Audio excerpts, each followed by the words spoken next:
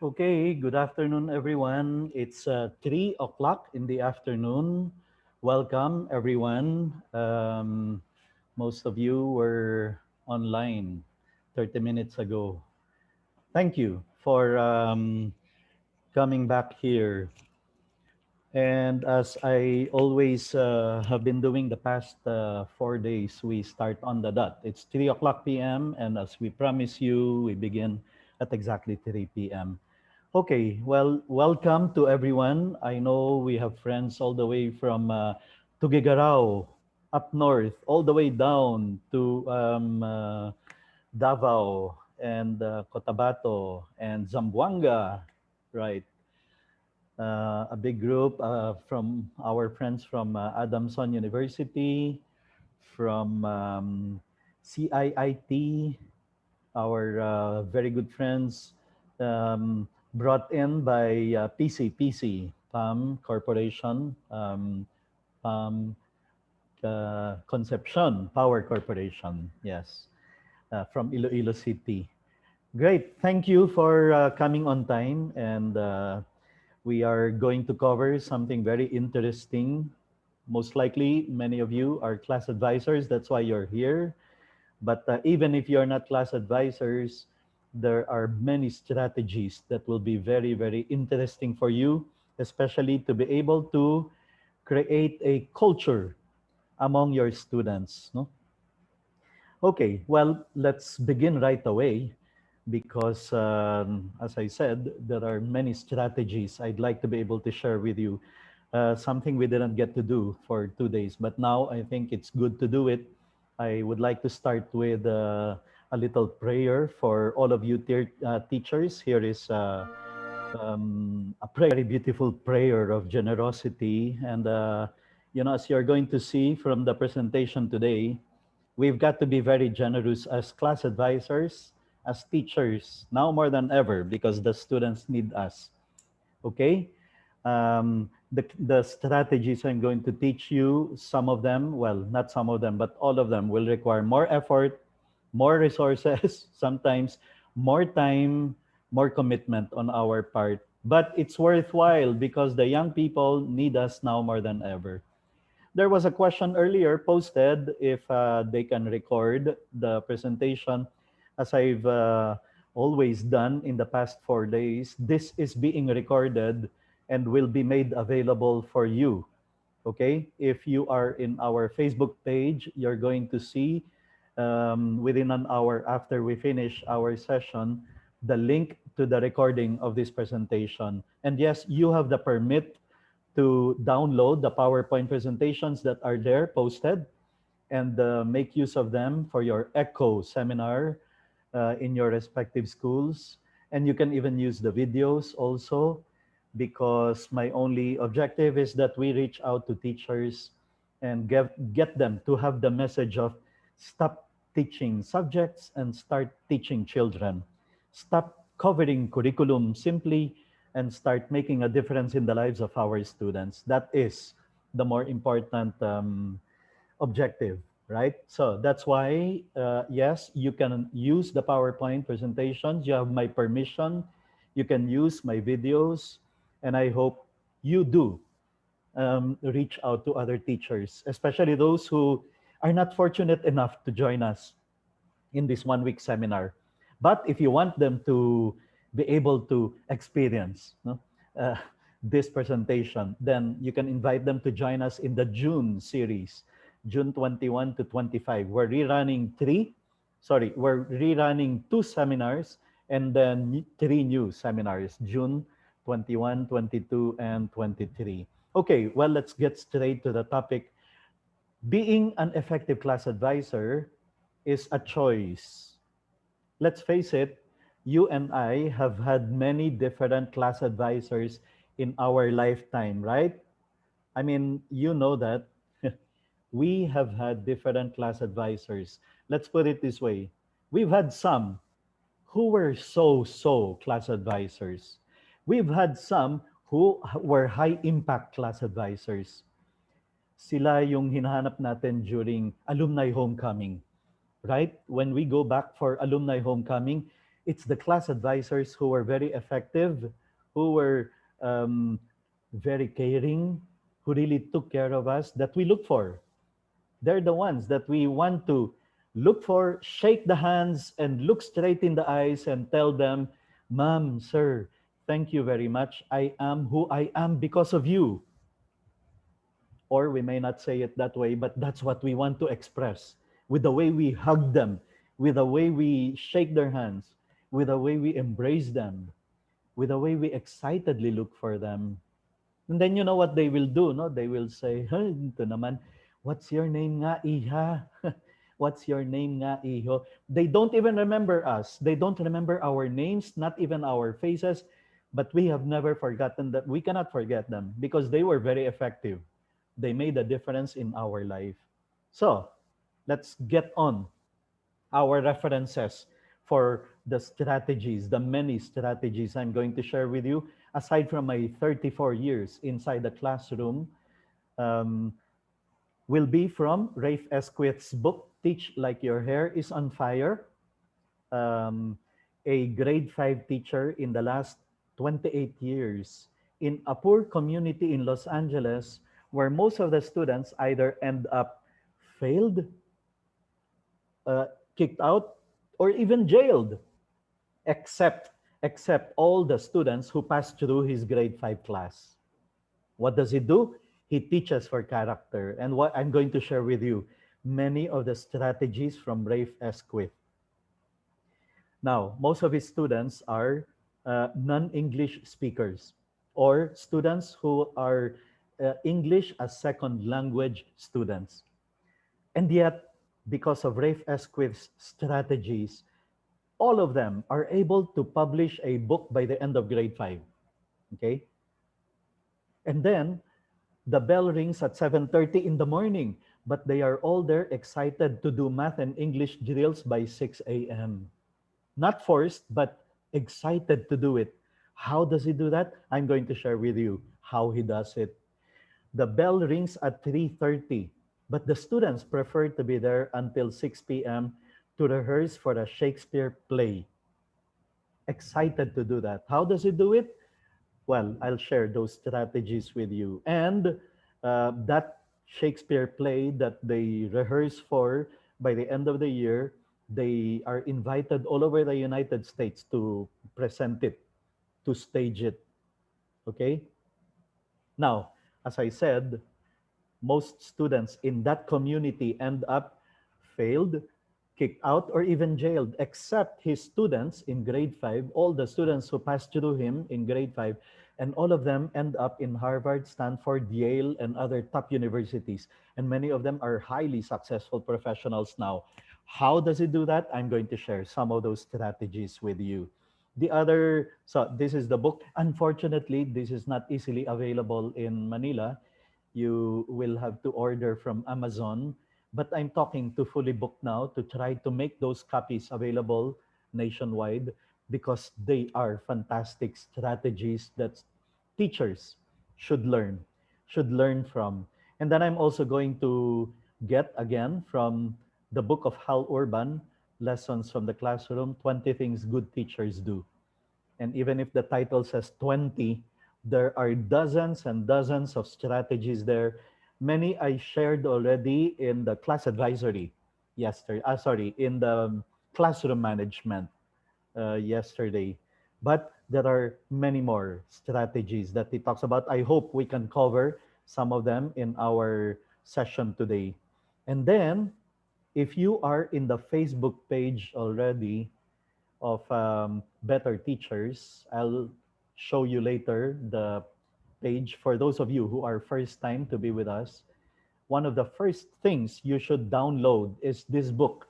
It's available there in the Facebook page, 240 plus pages of strategies, best practices from smart and good high schools all over the United States. I want you to download them, those pages, this book, because the there are so many strategies there that you can learn from the best schools in the United States. So our principle is this: we are interested in forming character, molding minds, raising up young people to be good, not just smart. You know what the pandemic has shown us? The pandemic showed you and me that everything that the students need to learn are already in the internet. Math, science, English, chemistry, biology, all the materials that they need to learn academics, they're all there already in the internet. And some of them are even presented in a more exciting way than the teacher would. You have games there that will teach kids subtraction, addition, division in a very exciting way. You have apps, websites that will teach young people spelling in a more exciting way. You see, everything that they need to learn about science, English, math, or whatever subject you're teaching, they're already there. But the internet cannot teach character, kindness, hard work, respect, responsibility, industriousness, etc., etc. That's why we keep on repeating the past 4 days. Stop teaching subjects and start teaching children. Let us raise them up not just to be smart, but especially good. To educate a person in mind and not in morals is to educate a menace to society. And my dear fellow teachers, you know this is happening in society today. We have talented people who are using their talent to steal from government money, from taxpayers' funds. They are talented people, but they're using their intelligence, their ability to communicate, to distort truth, to create fake news, to change, to rewrite history, to revise history. I mean, this is absurd, but this is what's happening. So please, teachers, let us more than being concerned about upgrading math and upgrading science and improving biology and chemistry, let us in the first place be better character formators, agents of character formation. That our objective is to see these young people grow up good, virtuous, men and women of character. Let's face it, some students,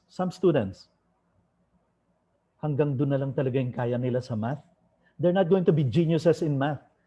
Some students, hanggang doon na lang talaga yung kanilang science knowledge. They are not going to be science wizards. I mean, let's admit it. Some are not cut out for certain subjects, for example.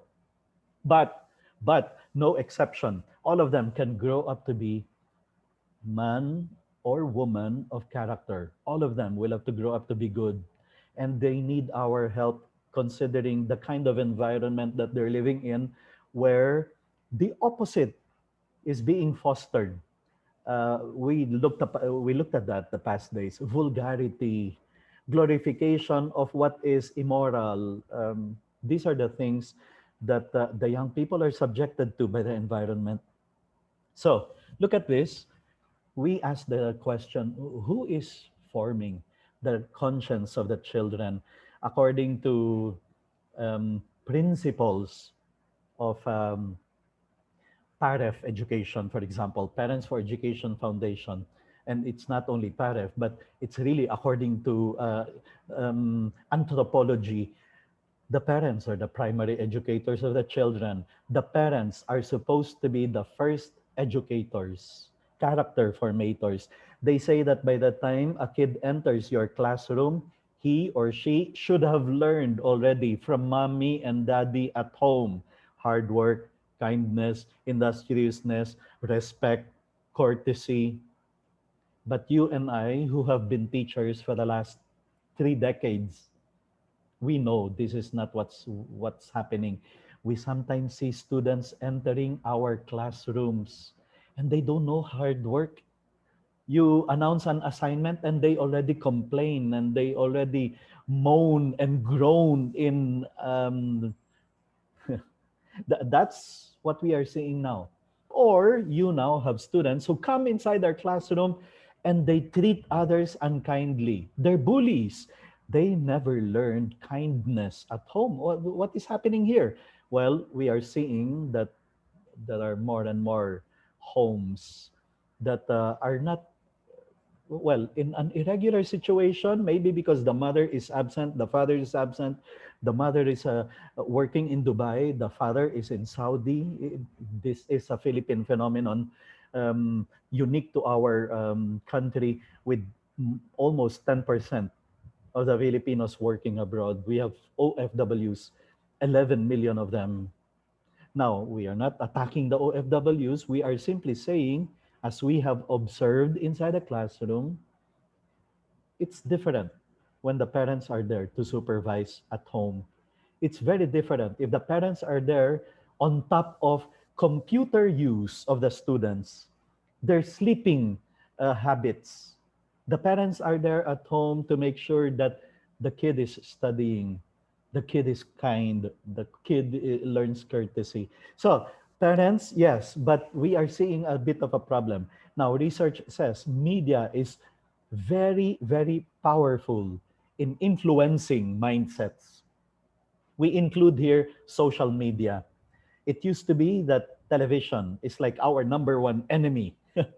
um, but now, not anymore. Television, they spend more time with the screen, the cell phone screen, the tablet screen, internet, YouTube, Facebook, TikTok, Instagram, Twitter, all these social media. They are all part of this media that is manipulating mindsets and deforming values. I have met more and more students, for example, who are, for example, pro-abortion. Why? Because that's what they keep on reading in social media, that if you are against abortion, you are against freedom. They don't even want to call it abortion anymore. They call it reproductive health. They call it woman's rights over her body. They call it they call it by all names. Not anymore murder of the unborn in in the womb of the very mother who's supposed to be protecting that child. This is the kind of media manipulation that we are seeing. Some young people whose values have been distorted, but what they keep on reading about in social media and television, that they see in Netflix, that they hear about in Spotify global charts, top charting songs. School, we are supposed to be also forming children's conscience, but in many schools, they are more concerned about let's step up technology, let's step up and increase our hours for English time or for math time because we need to increase the grades of the students in the entrance exams, and we need to learn about understanding by design, OBE. We need to learn about our performance tasks. So, for the past years, we've been swamped with all sorts of new technical things that we need to teach the teachers. No more lesson plans. It's got to be unit plans. This is what's happening now in education. And okay, I'll say something controversial, but it's a fact. This is the truth. We have some teachers who enter our profession not because they want to make a difference in the lives of other people, but because they need employment. They need work. They need salary to bring home food on the table. Now, let me put it this way. There is nothing wrong with that. Okay, there is nothing wrong with that. Of course, we need to have salary. Of course, we need to survive. Of course, we need to have livelihood. We need to be able to earn income. But we are in this profession that cannot just be reduced to merely employment. That's what I'm trying to drive at. You are there in such a kind of job that, in fact, is a mission, that is a vocation. You might as well do your best to be the best teacher you can be, not just covering curriculum, but impacting lives, making a difference, forming character, raising young people to be men and women of character, to be good, not just smart. Okay? And that's why we need to get this message to all the teachers in the Philippines. Dear fellow teachers in the Philippines, do your job well because the young people now need us more than ever. because now more than ever, they need character. We need to change society by helping this next generation of young people that will take over the leadership in government, the leadership in companies, to be good people, men and women of character. So, school, we need to be very active now in forming conscience. But research says, barkada, peers, are the most powerful influences on the young people today. You have students today in high school, in senior high, who prefer to listen to their friends than to their parents, who listen to the advice of their peers more than to their parents or to the other adults in their life. This is why let's not lose by default to the barkada. Let us not lose by default to the friends. Let us play a more active role in forming their minds, their consciences, their values. Now, the environment that they're living in right now has become the most pernicious, insidious, and clandestine in the way it manipulates mindsets, with the way the social media, for example, is distorting truth, okay? Is distorting what is right, what is wrong, what is moral, what is immoral. Um, this is the kind of environment the young people are growing up today. So, class advisors, we've got to play a very more active role than ever in making sure that the young people entrusted to our care. Remember, I said I like very much that expression. You are not given a subject to teach, you are entrusted with students to take care of. Especially so for class advisors, especially so for good educators, whatever subject you're handling. Teachers, we are not in private practice. We are in the helping and caring profession, a service profession to help people enhance the quality of their life. So, my dear fellow teachers, if somebody asks you, what's your job? Don't just say, I'm just a teacher. No, say with pride, I'm engaged in the business of enhancing lives. That's what I do. I prepare the next generation of Filipinos, good ones, who are going to make a difference in society, who are going to fix up corruption in government, who are going to fix up the greed that is reigning in many companies and corporations. I am engaged in the business of enhancing lives. Here are some principles I need you, fellow class advisors, fellow teachers, to accept. Otherwise, my strategies I'm going to share with you are going to sound absurd and crazy and hollow, no meaning. But if you accept these principles with me, then they will make a lot of, I mean, you're going to conclude, of course, yeah, we should do that. We should look for those strategies. So, number one, an effective class advisor can have the greatest impact on the formation of the students. Number two, on his or her effectiveness or ineffectiveness lies the spirit or the lack of it of the class. You see, it's the class advisor who is in the best position to create a culture, a spirit, a mindset of the whole class. If a mentor, tutor, sometimes we call it, is in charge of one person, a coach in charge of one person, the class advisor is in charge of the whole class. And the kind of uh, character, trait, reputation the class will have depends on the class advisor. That's why sometimes I entitle this presentation Conjuring the Spirit of the Class, because that's what really class advisors are capable of doing. We are able to conjure, make up, produce, create a culture of the class. You take a look at this and you realize that's true. That's how powerful, influential, an effective class advisor can be. Here are the expectations of you as a class advisor. Uh, if your impression, if your idea of class advisory is simply collecting reply slips, collecting reply slips of the letters to the parents, collecting payments, checking attendance, submitting them to the office, and that's it.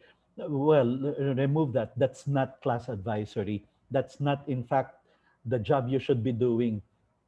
You could be assigning the treasurer of the class to do that. You should be empowering the class president to do that. You should be empowering the class officers to do that. But you are supposed to be in charge of creating a culture. Here are the expectations. They have to have a full understanding and sincere appreciation of the spirit of the school. Why? Because it's the class advisor who is at the forefront of this task of getting the students to acquire the spirit of the school, to understand the spirit of the school, to live by the mission, vision of the school. Therefore, the class advisors should have a full understanding and sincere appreciation of the spirit of the school. Number two, since they are the link, direct link of the school with the parents and the students, then then they should be able to communicate with ease, orally and in writing, right? I mean, class advisors are the ones who write notes to the parents saying, Mrs. So and so, your son has been doing poorly in a number of subjects. Let's help him maintain perhaps more study hours at home. Now, if your communication is faulty, the parents will judge the school according to the letters they read from the class advisors, according to the communication they receive. So we are the ones directly linked with the parents because of the notes we send to them, because we are the ones who talk to them, because we are the ones who meet with them during the distribution of cards. The parents come and look for the class advisor, and then we are the ones who explain, ma'am, she needs help in a number of subjects. Let's help her. So therefore, communication should be good. And number three, since they coordinate activities of the class, they have the intellectual capacity and some managerial skills to handle the many and various concerns throughout the school year.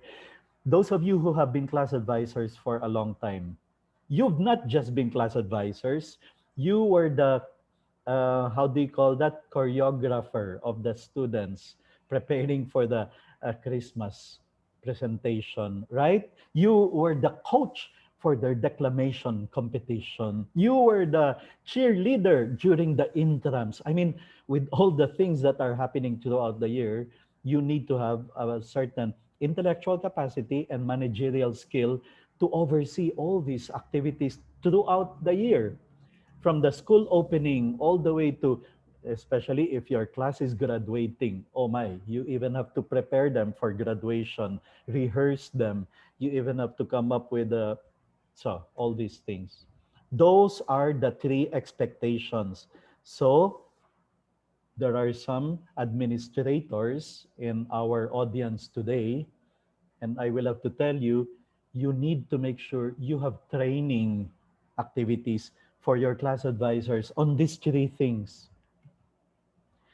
They have to have a full understanding and sincere appreciation of the spirit of the school. Do they know the school's mission, vision, and core values? And can they explain it with passion, with conviction? Because they are supposed to get the students acquire the spirit of the school. They need to be helped in improving their communication skills, their writing skills, their letter writing skills. These are training seminars that you can make sure they get to have. And then intellectual capacity and some managerial skills, time management, project management, planning. These are things that we can make sure the class advisors get to be trained in if we expect them to do well in these three expectations. Now, it's worthwhile. It's worthwhile because, as I said, in the end, many times it's the class advisor that will have the greatest influence. If the class advisor is effective, then he or she can have the greatest influence on the students. Okay, so that's the role of the class advisor. Accept or admit with me this preamble, this principle, then the strategies I'm going to share with you from here on will make a lot of sense. Okay, otherwise, as I said, they will look exaggerated, they will look unnecessary, or they will not even make any sense if we don't accept the reality, the principle that the class advisor can have the greatest impact on the lives of the students. So here is what the US Senate resolution um, discovered. They said, if a school is a vibrant, innovative, child-centered place, if it has a reputation for excellence in teaching, if students are performing to the best of their ability, one can almost always point to the principal's leadership as the key to success. But the same Senate resolution also said this: if a class is a vibrant, think class now, classroom, whether it is online class or face-to-face class, if the class assigned to you to take care of as a class advisor, if that is a class, if that class is a vibrant, innovative, child-centered place, if it has a reputation for excellence, if students are performing to the best of their ability, one can almost always point to the class advisor's leadership as the key to success. It's true. That's what has always happened. In the effective class, the class advisor acts as a leader and effectively communicates the goals to his students and their parents. And this is the first thing the class advisor will do on day one of the school year. Later, I'm going to show you what I did year after year on day one as a class advisor. Even when I was principal of intermediate school or vice principal of high school, I insisted in Southridge of being a class advisor because I saw clearly already early on the influence that the class advisor can have, how important class advisory is. So, strong leader. The class advisor is the leader of leaders, the coach, partner, and cheerleader of the class. The class advisor is a team leader. So then, let's leave principles behind and then go straight into systems and strategies.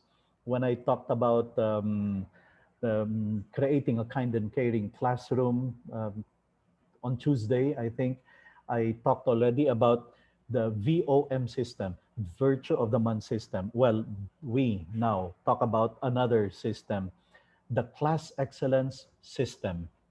Okay?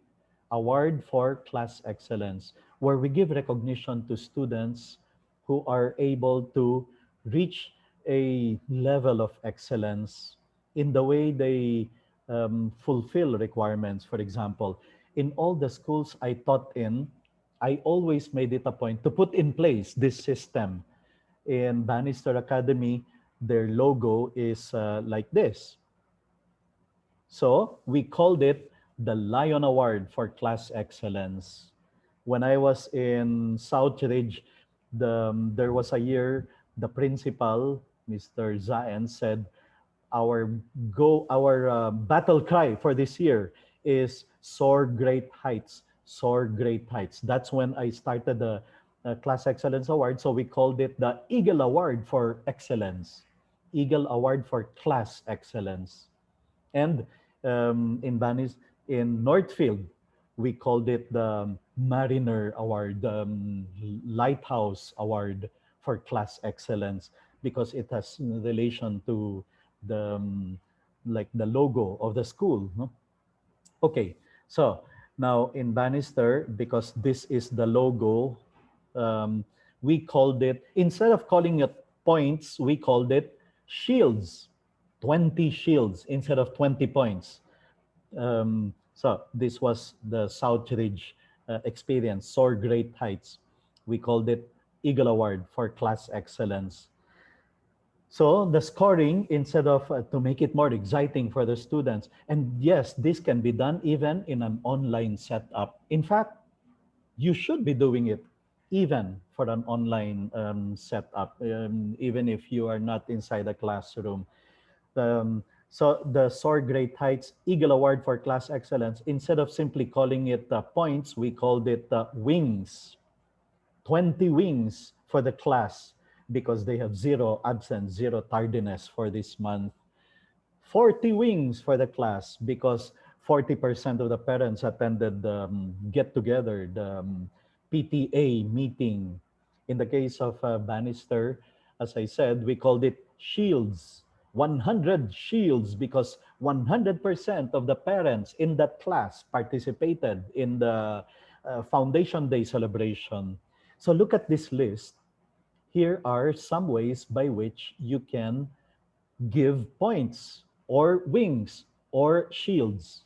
For example, zero absence. You see, it can be done even in online setup that everyone made it a point to be present for the synchronous classes. Zero absence, 20 points for the class. Zero tardiness, 30 points for the class. Okay, clean classroom recognition. Of course, you cannot do that given the non-classroom um, there's a question, can points also be deducted? Yes, you can also provide, for example, if a student gets suspended from the class will receive 20 demerits or 20 deductions from their wings or their shields. Um, for every student able to join and qualify in a club or varsity, that deserves that deserves shields. 50 shields for every student that competes in an international competition. 30 shields, 30 points for every student that competes in a national competition. 10 shields for a district competition. Now, you have activities for parents every now and then. You want them to attend talks. You want them to participate in Mother's Day celebration, in Christmas programs. Okay, you tell the class that is able to bring in all the parents, 100% participation, even if it's just the mother because the father is out, but that is counted as part of the attendance. Then we give 50 points to the class. Participation in fun run, 100%, then that deserves 50 shields and many more. Whatever you want the class to work hard to be able to accomplish, you can put points or wings. Now, of course, you are expecting them to study. That is the most basic thing you expect them to do. So that is where you give the highest points. For example, if 100% of the students in the class are able to make it to the first, second, or third honor, 100 points for the class. 90% of them make it, 90 points for the class. Then you can also attach here, okay, class, we're going to compete in the Buwanang Wika celebration. Participation of a class by itself can be given points, but winning in the Sabayang Bigkasan, for example, oratorical competition, that deserves additional points, additional wings, or additional shields. Now, here's what makes it exciting. They are not competing with each other because at the start of the quarter or the month or the semester, you are going to announce to qualify as a class excellence awardee for this quarter, your class should be able to get 2,000 shields, 2,000 wings, 2,000 points. And any class that is able to collect or to accumulate 2,000 points this quarter will receive a certificate posted on your door, or that your class is going to have that star beside your name indicating that you are a class excellence awardee for the quarter. You see, it's possible all the classes will be able to reach the quota for the quarter, and therefore all of them are class awardees, class excellence awardees. It's not about competing with another class. It's about competing against themselves. Hey, class, come on, let's have zero absence this month, huh? So that we are able to get that. And then you add more points for class initiatives, like 50 points for the class that organizes a class outreach this month. Now, for weekends, if you do orphanage visit on first Saturday, home for the aged visit on second Saturday, and then you visit the children's hospital on the third weekend, that's 200 points for the class, for every class initiative like that. A class newsletter, they will come up with a newsletter. That's another 50 points that you can provide them with. In other words, what I love about this is I love a school where classes, sections are competing with each other, trying to outdo each other in doing good, in doing outreaches, in having initiatives, in doing fantastic things to be able to get the points, to be able to get the merits. Of course, in the Harry Potter system, we know about this merit system, no, where they are divided into houses, and 50 points for the Gryffindor house. And now we are doing it per class basis, and any class that is able to reach the quota that you set, then will be able to get the recognition of class excellence. It works. It works because it makes the students now in the class start thinking, class, I better not be late. Otherwise, my whole class will suffer the consequence. We will be deprived of the 50 points or even of the 100 points, right? If, for example, in some schools, that is their concern, too many students being late or absent. Okay, then let's make it 100 points, not just 50 points. Okay, so we have I'm receiving echoes. Can I get a 3, 2, or 1 rating? 3 if the sound is perfect, 2 if problematic, 1 if my sound is troublesome or there is a problem. Okay, thank you very much. I'm seeing all three so far, all threes. Okay, so the one who posted that comment, you might need to log out and log in again, or try to fix something in your sound. Thank you. Okay, that gives me a good feeling that we're okay. And yes, please, if something goes wrong with my video or my sound, kindly please say so in the chat box, okay? Type 2 if it's becoming blurry, 1 if you don't hear me anymore. So this is the Class Excellence Award. Look at this. I'll show you the summary of what my class advisory, the grade 7D, received in 1 quarter. We made a welcome newsletter. We were given 30 points. We have a class website. We were given 30 points. We made the pilgrimage of the class to Tagaytay, 30 points. Enchanted Kingdom, 2 times. I'm going to talk about that later. Why Enchanted Kingdom? That's 60 points because we went twice. We organized a magic show of a student coming inside our classroom, and we took lunch together to develop camaraderie, friendship, and having fun together. We were given 50 points for that. We went to fully booked 1 weekend. The owner is a Southridge graduate, and he gave us 15%. I prefer students spending together, time together inside the bookstore, going to Enchanted Kingdom, than playing computer games, senseless computer games, where the more you kill, the more points you get, the higher level you go, and all that. So, okay, class outing. We made the pilgrimage to Baclaran. We did corporal works of mercy in Hospital ng Muntinlupa, support for prisoners, clothes drive. We celebrated the birthday of one of the school officers. We did another celebration for another teacher. We were given recognition for that. We were champions in basketball. We had full payment for Christmas outreach, while the other classes were having difficulties collecting. We had complete collection for Father's Day celebration.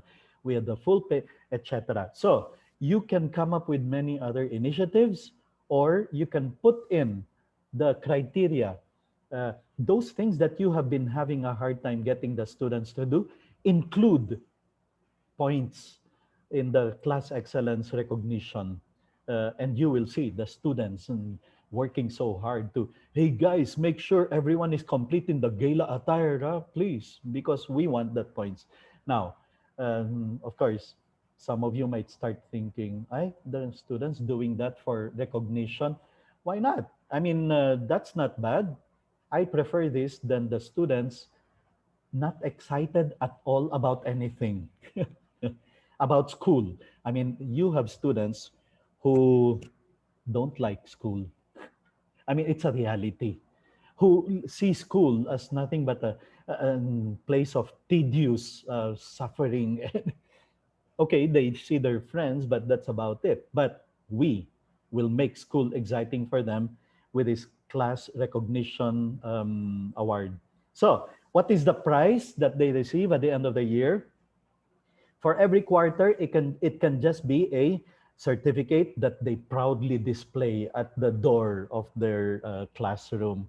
Okay, or you can give, now that we are online set up, you tell them that every time they write their section, grade 5B, they have to make sure they include their class excellence awardee. You know, like what they do in the Oscars, starring Al Pacino, Oscar awardee, Helen Mirren, Oscar best actor. I mean, they always, title matters for some people. Now, at the end of the year, the school should be able to afford even just a decent plaque or trophy or banner that they can proudly display, or that will end up with a class advisor.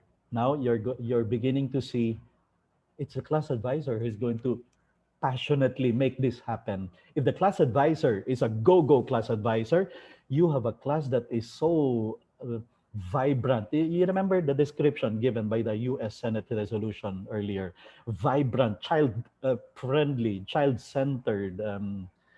Okay, so the badges matter, the title matters, the certificate matters, and then at the end of the year, okay, now this is what makes it even more exciting. Okay, this means that at the start of the school year, and now that you're preparing for the new school year, this should be one of the first things the class should do.